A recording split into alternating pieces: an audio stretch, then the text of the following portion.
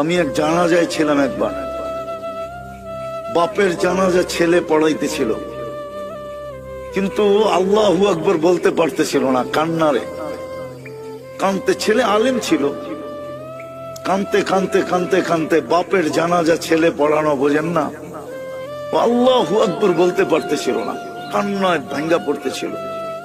একবার বড় কষ্ট করে জোরে আল্লাহু আকবার বলে উঠছে।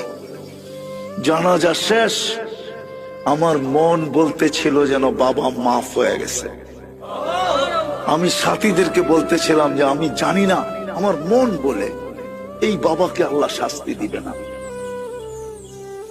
ছেলে আলেম, কলিজার টুকরা নিয়ে গেছে, ঠিক না? বাপ কি কলিজার টুকরা না? মাথার তাজ না? চোখের মণি না? আজকে সমাজে নাও হইতে পারে, কিন্তু একদিন তো বাপ এটাই ছিল, ঠিক না?